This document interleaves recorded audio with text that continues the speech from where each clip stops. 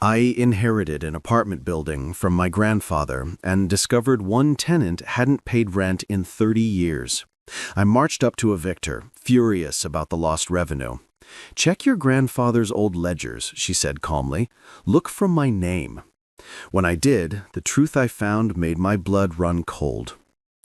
Before we dive into this incredible story, I'd love to know, where are you watching this story from? Drop it in the comments below. And be sure to subscribe for more amazing stories every day. Now, let me take you back to the day I thought I was going to solve my biggest problem. The call from my grandfather's lawyer came on a Tuesday morning that started like any other.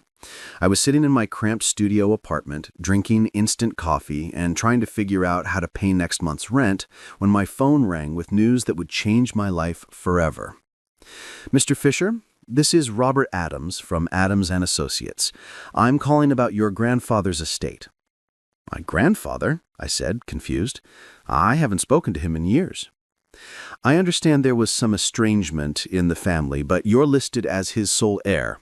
He passed away last week, and he's left you his apartment building." I nearly dropped my coffee.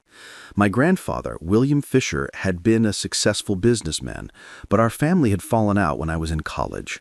Something about my father's gambling debts and my grandfather's refusal to keep bailing him out.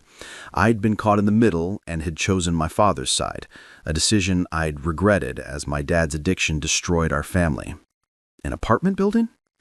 Yes, a 6-unit building in the Riverside district. It's been his primary source of income for the past 30 years. There are some papers you'll need to sign, and I'll need to brief you on the property management situation. 2 days later, I found myself standing in front of a beautiful brick building in one of the city's most desirable neighborhoods. It was 4 stories tall, with elegant bay windows and well-maintained landscaping. Even in my limited real estate knowledge, I could tell this was valuable property. "Mr. Fisher?" A woman in her 50s approached me with a clipboard and a stressed expression.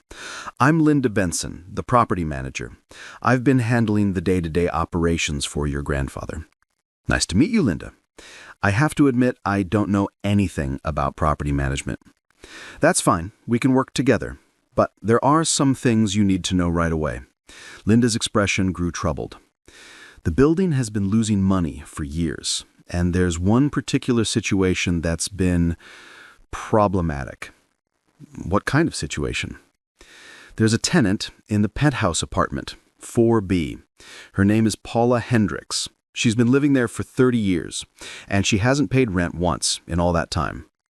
I stared at Linda in disbelief. 30 years without paying rent? Why hasn't she been evicted? "Your grandfather always refused to discuss it. Every time I brought it up, he'd just say Paula stays and change the subject. I've tried to research the situation, but there's no lease agreement in file, no documentation explaining the arrangement." "How much money are we talking about?" Linda consulted her clipboard. "The pet house is our largest unit. At current market rates, it should rent for about $3,500 a month. Over 30 years, she did quick math, we're looking at over $1 million in lost revenue." My mind reeled. $1 million? That was more money than I'd ever imagined having, and it was just sitting there, uncollected, because some woman was living rent-free in my building. "What's she like, this Paula?" "Elderly, probably in her 70s. Very private, keeps to herself. She's polite when I see her, but she never explains the rent situation. Just says it was arranged with Mr. Fisher and leaves it at that." "Well, it's not arranged with me," I said firmly. "I need to talk to her immediately." Linda looked uncomfortable. "Mr. Fisher, I should warn you, your grandfather was very protective of her. He left specific instructions that she was never to be bothered or harassed. My grandfather is dead, and I'm drowning in student loans and credit card debt. I can't afford to let someone live in a $1 million apartment for free just because it was some old arrangement." That afternoon, I climbed the stairs to the 4th floor, my anger building with each step. The penthouse apartment had a beautiful oak door with a brass nameplate that read P. Hendricks. I knocked firmly. "Just a moment," came a voice from inside. Cultured. Calm, with a slight rasp of age. The door opened to reveal a woman who was probably in her mid-70s, with silver hair pulled back in an elegant bun and intelligent blue eyes behind wire-rimmed glasses. She was dressed simply but well, in a cardigan and slacks that spoke of quiet good taste. "You must be Carter," she said, before I could introduce myself. "You look just like your grandfather did when he was your age." "Miss Hendricks, I'm here to discuss your rent situation." "I assumed you would be. Please, come in." The apartment was stunning. High ceilings, hardwood floors, and large windows that offered a panoramic view of the city. The furnishings were modest but elegant, antique pieces that looked well cared for, bookshelves lined with leather-bound volumes, and artwork that suggested refined taste rather than expensive collecting. "Can I offer you some tea?" Paula asked, as if this were a social visit rather than an eviction notice. "No, thank you. Miss Hendricks, I'll get straight to the point. I've inherited this building, and I've discovered that you haven't paid rent in 30 years. I need you to either start paying market rate immediately or vacate the premises." Paula nodded calmly, settling into a wingback chair and gesturing for me to sit across from her. "I understand your position, Carter.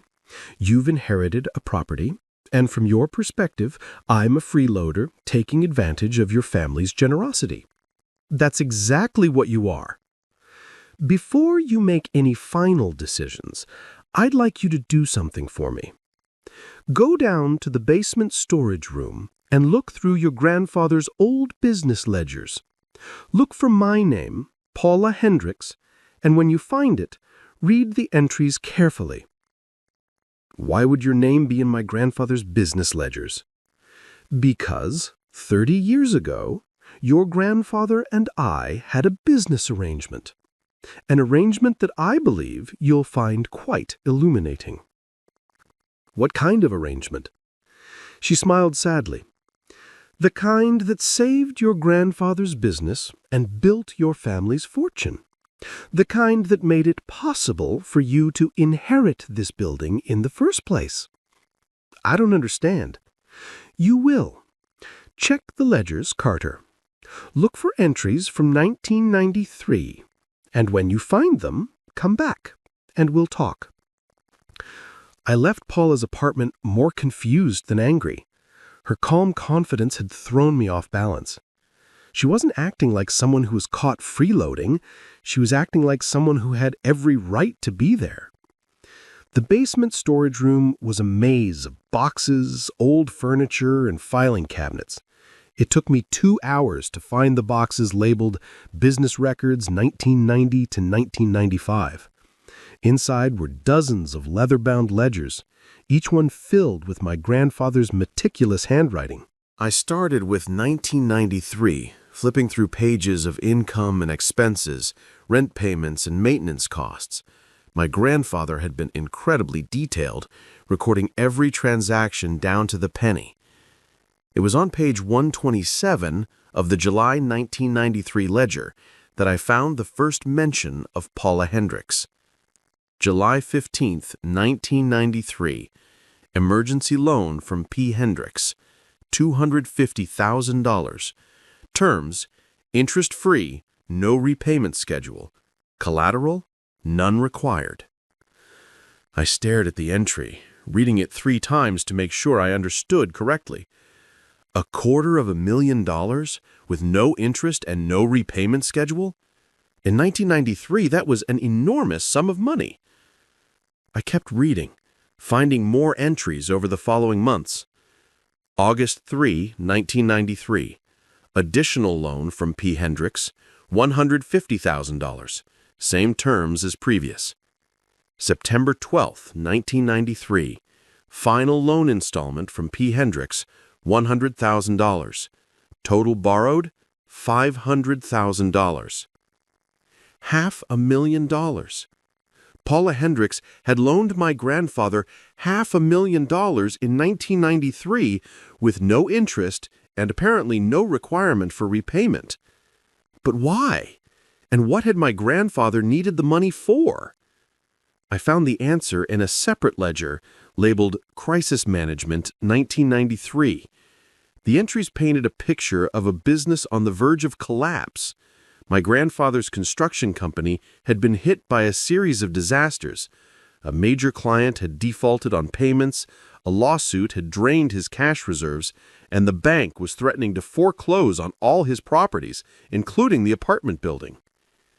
June 30th, 1993. Bank notice. Foreclosure proceedings to begin July 31st unless $400,000 payment made. July 1st, 1993. All assets at risk. Company bankruptcy imminent. July 14th, 1993. P. Hendricks offers assistance. Miracle. I sat back in the dusty basement trying to process what I was reading. In 1993, my grandfather's business had been failing, and Paula Hendricks had appeared like an angel offering enough money to save everything. But I still didn't understand the connection. How had she known about his troubles? Why had she been willing to lend such an enormous sum of money with no guarantee of repayment? I kept searching through the ledgers looking for more information about Paula. What I found was a series of entries that made my blood run cold. July 20th, 1993. Agreement with P. Hendricks finalized. Loan terms, $500,000 interest-free. Repayment, none required. Condition, lifetime residence in apartment 4B, no rent charged. July 21st, 1993.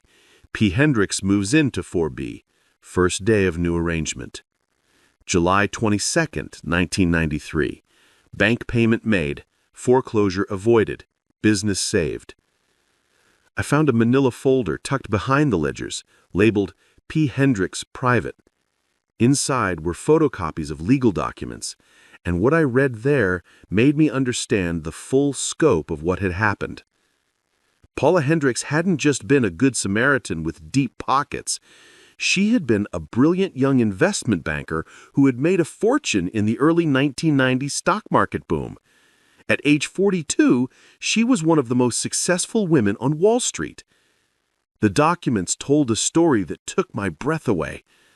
Paula had been looking for investment opportunities when she learned about my grandfather's situation through a mutual business contact. But instead of treating it as a typical business transaction, she had structured it as something unprecedented. The loan agreement was unlike anything I'd ever seen.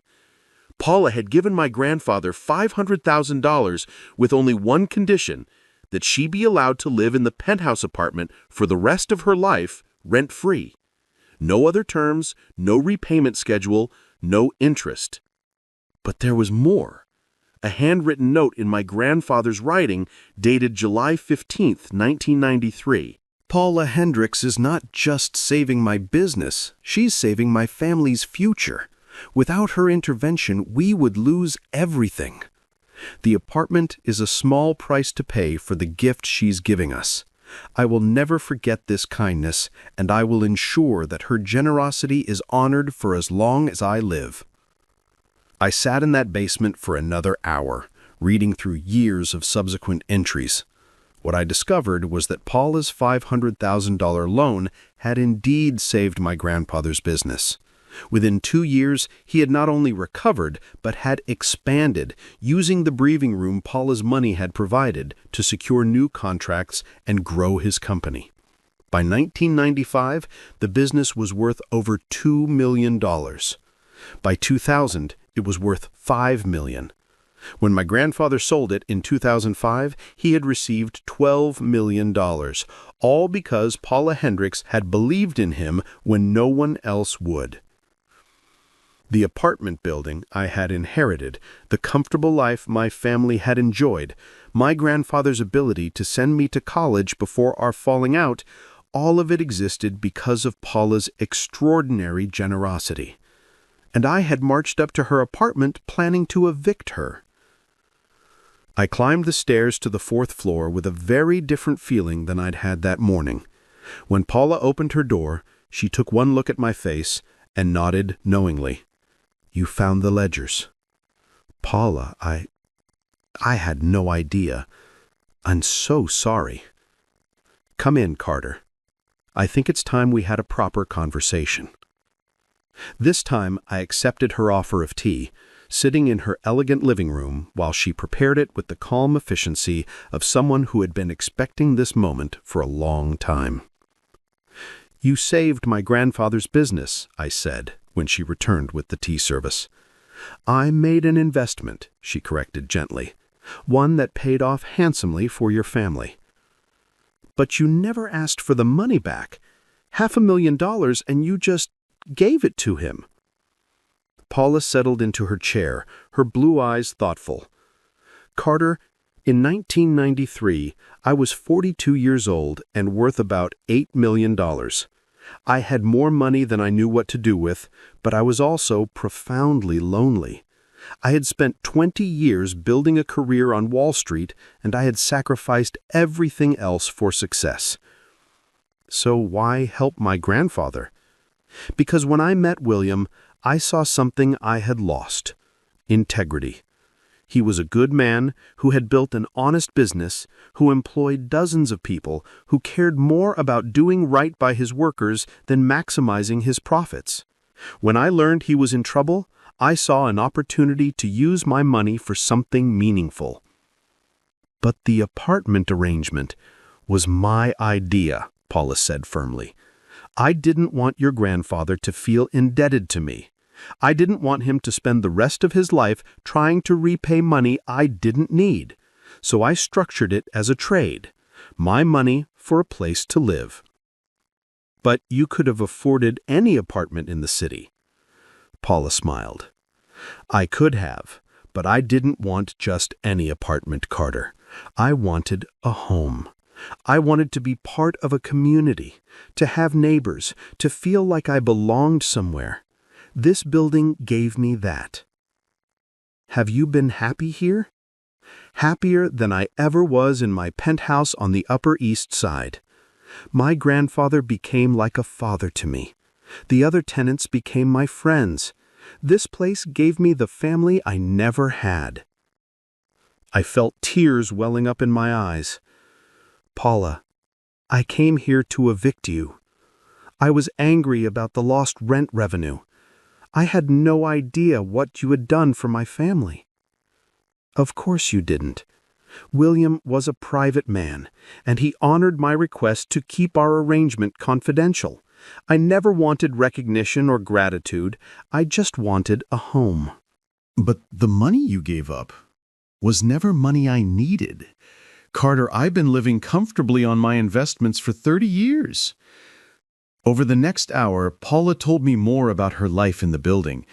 She had quietly helped other tenants over the years, paying medical bills for Mrs. Perry in 2A when she couldn't afford cancer treatment, covering rent for the young family in 1B when the father lost his job, funding college tuition for the teenager in 3A whose parents couldn't afford it. "You've been taking care of everyone," I said in amazement. "This building has been taking care of me for 30 years. It seemed only fair to return the favor." "Paula, I don't know how to apologize for what I said earlier. I don't know how to thank you for what you did for my family." "You don't need to do either," she said gently. "But I do have a request." "Anything." "Your grandfather left you this building because he believed you had the character to honor the commitments he made. I'm asking you to let me finish out my life here, in the home I've loved for 30 years. Of course, God, Paula, of course, this is your home. It always will be." "Thank you, Carter. That means more to me than you know." As I prepared to leave, Paula walked me to the door. "There's something else you should know," she said.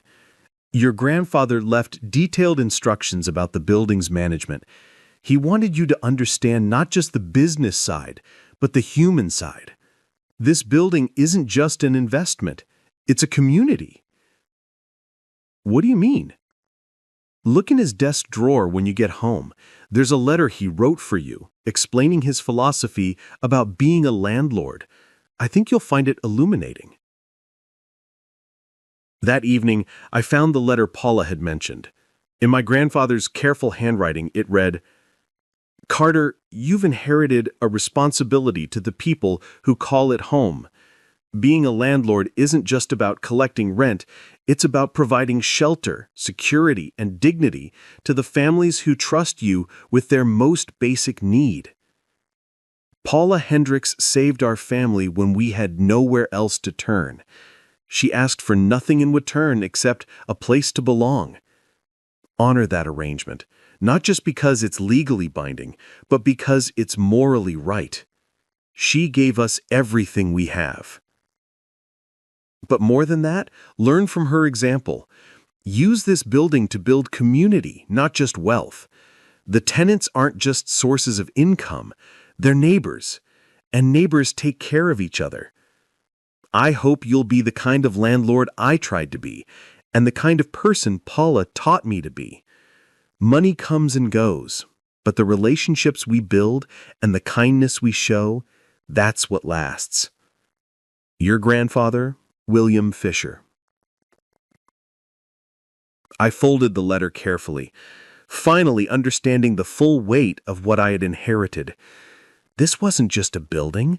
It was a legacy of compassion and community that my grandfather and Paula had built together. Over the following months, I threw myself into learning everything I could about property management, but with a very different philosophy than I'd started with. Instead of focusing solely on maximizing profits, I followed my grandfather's example and Paula's guidance.